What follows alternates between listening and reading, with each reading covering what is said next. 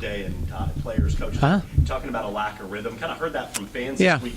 Is it a good sign that somehow maybe winning isn't good enough anymore for fans? I mean, there's got to be some good in that. Well, I mean, number one, anytime you win is a good win. It's a great win. People have no idea how hard it is to win, and especially going on the road in an environment like that and to win. Hey, I think it says a lot about our team. It says a lot about us being able to overcome some adversity, maybe not playing well early on offensively, couldn't get in a rhythm. But anytime you go up there and win, hey, you won on the road and a division win. I mean, there's nothing wrong with that. Now, like I said, you may not have played as well as you want, but you come away with a win. It's a great opportunity to teach and to kind of get things going. Believe me, I was excited as everybody about winning, but was disappointed. I didn't think we played well. When you start looking back and start analyzing and going through things and obviously it starts and the last time this group played together was August 31st. If you really want to look at it all, August 31st against Georgia was the last time this bunch played together as a complete unit and had to play in a game that basically was nip and tuck the whole way. That was probably, 12, 14 days, maybe longer than that. Actually it was a little bit longer than that. So, I do. I think part of being an offensive football team is getting into a groove and getting into a rhythm, even as a play caller. I think you saw that early on. It was until play 59 of the game that Taj ever settled down to the point to where he was making the confident throws and standing in the pocket. That's 59 snaps into an 82-play game. We all know what Taj is capable of doing. We've all seen it. He's one of the best in the country. But still, you have to play. That's why they call it a season. Otherwise, it's just you come out and everybody plays one game and you're done.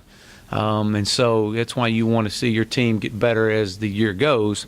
I'm extremely excited about the opportunity that ahead of our guys.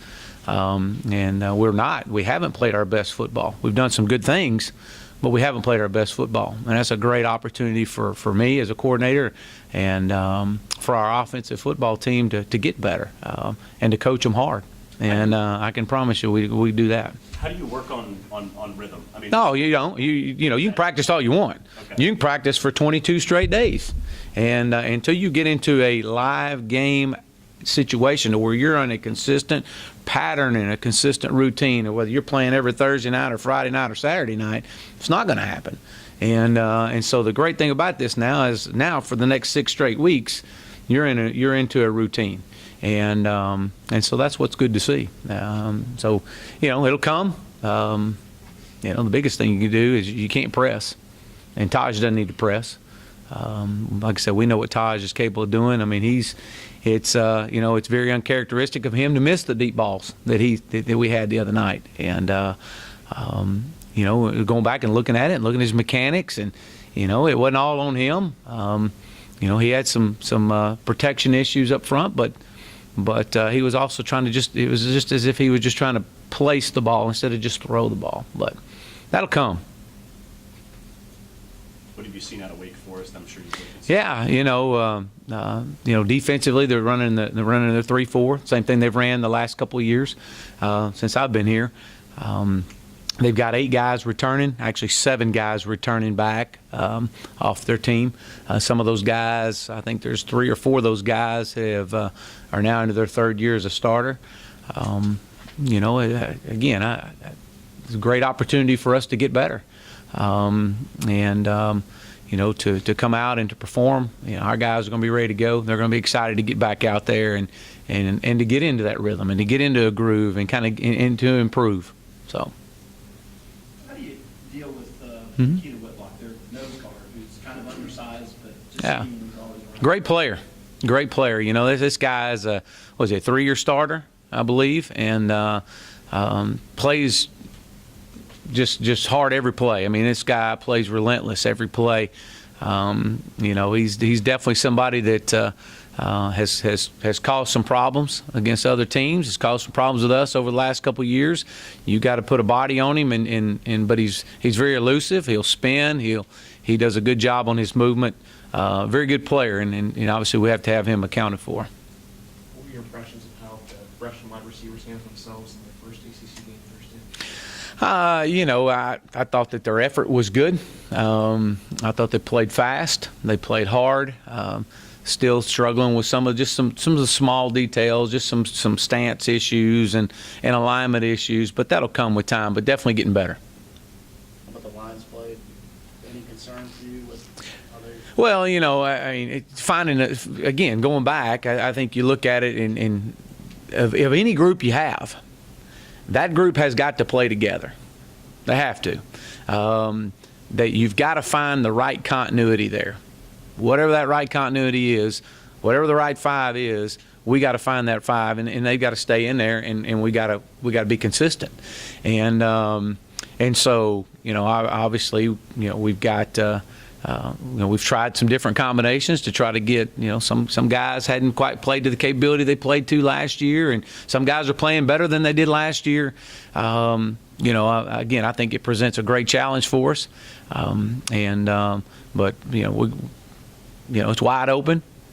But we're going to try some other combinations, and we're going to live with it. We're going to stick in there, and we're going to live with it, and we're going to give some guys some opportunities, and they're either going to succeed or they're not. And but it'll be a great opportunity for these guys, and I'm excited to see if someone been hollering for it. Well, here you go. Don't holler too loud. You moved Brandon Thomas to Mm-hmm. tackle. Yeah, man, what a great opportunity, and I'm glad you brought up Brandon Thomas. This is a guy that's, man, he's having to fill in all over and doing a really good job for us. But he's a guy, too. He's a senior. You expect that out of your senior. But to be able to come in and move around and to patch a hole here and there. But, I mean, man, I'm excited about Brandon. But Brandon needs to get somewhere and get settled. And whether that's right, whether it's left, whether it's middle, whether it's behind, whether tailback, wherever he's at, he needs to get somewhere and get settled. And but he's providing us a lot of versatility and the opportunity to make some moves up front. And he's playing well. With that said, with Isaiah Badlock this week, probably wouldn't see Brandon move over to the right side. No, probably not. Yeah. You might, but probably not. Speaking of Isaiah, how disappointing is it that something like that happens at all, first of all, and then when the game is essentially over, it just got to be Yeah. sort of a punch in the gut. Well, I know Coach Sweeney's addressed it, and I'm not going to elaborate much more than that outside of the fact it's just very disappointing. That's not who we are. That's not what this program is. That's not what Coach Sweeney is instilling in our guys and what our coaches are instilling in these guys. I mean, it's an embarrassment. It's an embarrassment to me, to our program, to our university, but it'll be taken care of. Chad, Taj is probably as hard on himself when he doesn't do everything he's supposed to as anybody. What do you tell him after a game like that? I mean, he knows that you guys won and everything. He's probably down on himself. Well, again, we won. Yeah. And that's the biggest thing you have to carry on to everybody. Yeah. Is that, hey, we won. And I think we could all look and see we wouldn't be in the position that we're in today had it not be for Taj Boyd. Over the last 2 years, including this year, including the Georgia game, which Taj Boyd, in my opinion, was the best player on the field. So we wouldn't be where we are today without Taj Boyd. Taj has just got to relax. Taj has just got to go play. And, and I shared that with him. We've talked about it. He's got to go have fun.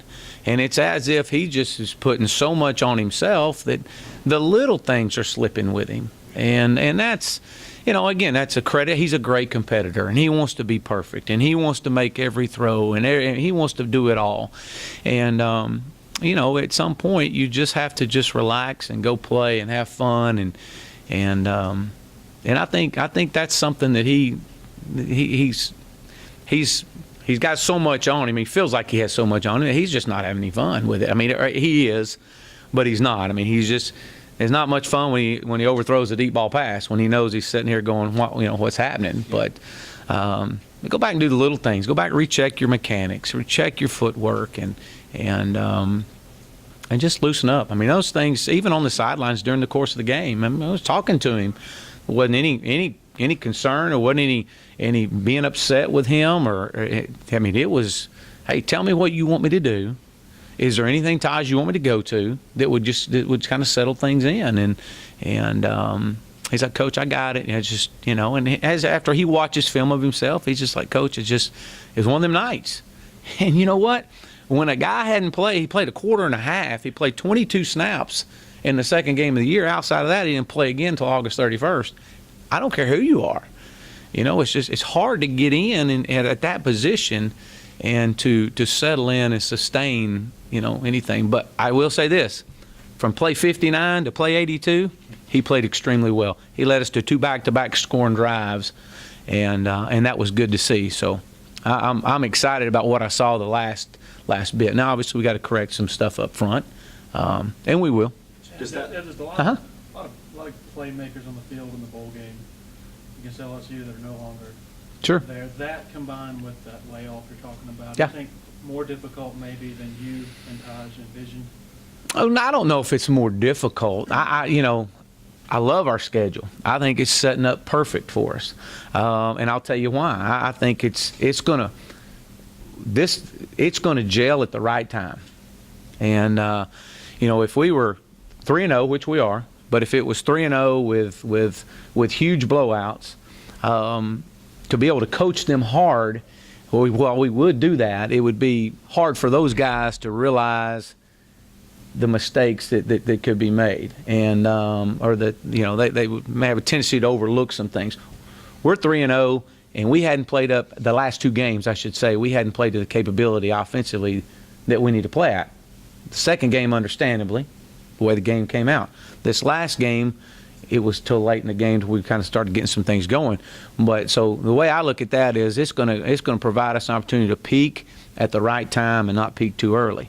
But I can tell you we're going to coach them hard. There were some really good things that we did, and we're going to build on those. But we're going to also get the right chemistry and run with it. So yeah, I mean, anytime you lose a first-round draft choice and guys that are making plays on Sunday, I mean, that's everybody, though. That's not just Clemson. That's everybody. And you deal with it. I mean, hey, we all have excuses. To me, that's an excuse. That's a great opportunity for recruiting for us, and great opportunity for these guys that are playing on Sundays. But that's all it is. I mean, suck it up. Somebody else has got to come in and play. And guess what? When these guys leave on to be first-round draft choice, somebody's going to have to play next year. So, with every opportunity opens up a chance for someone to step in and make a name for themselves. And some people do it, and some people don't. And that's what we're finding out. Plays 1 through 58, does that little tiny bit of adversity, for Taj, does that sort of lead into that gelling at the right time that you're talking about? Yeah. Just maybe everything doesn't come. You know what? I love it. I love every bit of it. Now, obviously, I love the win, but I'm a competitor, man. I want my group to play well. I want our offense to be clicking. I want to score every play or every drive. I mean, that's me. I mean, that's what we want. But we want to win. And bottom line, we won. But it gives us an opportunity to coach these guys and coach them hard, and love them up while we're doing it. But to coach them hard and to challenge them, because they know. And they know. There's a lot of guys that have here that, they've seen it when it's clicking at all cylinders, and that's what we're going to get to. And I love the opportunity. I love the challenge that's in front of us. Like I said, it would be extremely difficult to motivate these guys if you're coming in here and for 3-0 and hey, we've blown everybody out that we played. We haven't done that. We've had some very challenging wins, some good wins, and it's given us a great opportunity to get these guys going. I'm excited about the opportunities in front of us, and I think the schedule's setting up perfect for us. And I think we'll look back on this and circle play 59 one day and say, you know what, he got it going that day. mentioned earlier, excuse me, about trying some other combinations along the line. Uh-huh. Will that just start today or tomorrow and just see what works best, or do you have? Yeah, it actually started last Thursday. Okay. Yeah, I mean, it was just, I mean, we're going to try to find that right combination. Obviously, with Isaiah not being out, that kind of eliminates, or Isaiah being out, that eliminates one combination. But again, like I said earlier, hey, it gives opportunities for some of these other guys that you know, hey, they get their chance, and they've been wanting their chance, and they've been hollering for their chance, and here it is. I go answer it. So, yeah, I mean, again, I if I'm some of them guys in that room, I'm fired up. I'm excited about the opportunity that's going to present myself. Now I got to go make the best of it. And you know, you'll see, you know, Shaq Anthony, he's going to have an opportunity. You'll see some other guys have some opportunities. So, hey, let's go. I'm excited to get back on the field today. I can promise you that. If you can't see it, I'm really anxious to get out there with these guys, and they are too. They are too. Had great meetings this morning, and very, you know, they see. You know, we show clips. They see when it's when we're all together. So, Chad, which play was 59? it was second long. Right. We just had a TFL, tackle for loss, with Jerome Hopper. We were second and 12, I believe it's 12 or 20, well, somewhere in there, I don't know what it was. And we threw a deep out to the right, to our sidelines, to I believe it was Martavis. It might have been Mike Williams, I don't remember. Anyways, we came up to 3rd and 2. And but the way he dropped, the way he set his feet, the way it was as if he wasn't thinking, he was playing. And put it on the money. And then from that point, we go down to 2 back-to-back scoring drives. And he graded out better from that point forward than he did at any point in time in the game. Again, you know, that's part of it. And he saw it, and I, you know, when y'all meet with him, he'll be excited to tell you that he's, you know, it's a great opportunity for him. I mean, man, what a great way you can teach and coach these guys and coach them hard with wins like this. That's what you want. That's how you get better. You mentioned guys take advantage of opportunities, Uh-huh. like Martavis did with his opportunity Thursday night. Well, I think he made some good catches. He's got a long way to go playing without the football, and he's got to get better with that. But he made some good catches. Anybody else? Yeah, Uh-huh. I guess I was going to say, not to get too deep on the couch here, but I mean, Taj didn't come back this year to prove things. He didn't have, you know, he came back to win a lot of games. Is that a different kind of pressure than maybe he imposed on himself last year or the year before at different levels of his development? You know, that's a good question. I think 2 years ago, obviously he's back and trying to learn offense. Last year, he's trying to perfect it a little bit better. He came back this year to win, as you said, and he's done that. He's 3-0. He's on track to possibly be one of the most winningest, if not the winningest quarterback in Clemson history, at least in the top 2. So he's doing that. I think I just think he's just trying too hard. He's pressing. I mean, you see it. We all see it. I see it. And my wife sees it. I mean, and she knows more football than a lot of people. I can tell you that. Because she'll ask me about things like that. But it is. I mean, it's he just presses, and he's a pleaser. He's as good as you got in the country. But as you watch football across the country this past Saturday, you know, there's other guys that press a little bit too and struggle, and they want to make everything happen. And I just said, hey, look, it's going to come. It's going to come with time, and just relax and operate the system. But yeah, see, I think he's wanting it, and he's wanting it today and yesterday, and not understanding that there's a process. And if we don't look out, he's not going to enjoy the journey, and that's what you're supposed to enjoy. We got to enjoy this journey that we're on, and don't get so focused on just the outcome. And this is just, and I understand this is an outcome.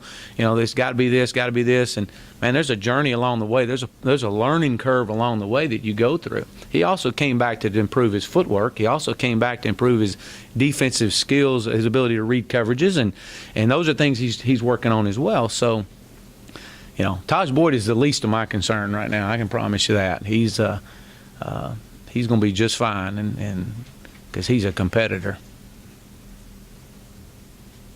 Anybody else? That's it? Wow. We can keep going. Yeah, hey, whatever y'all want. I'm good.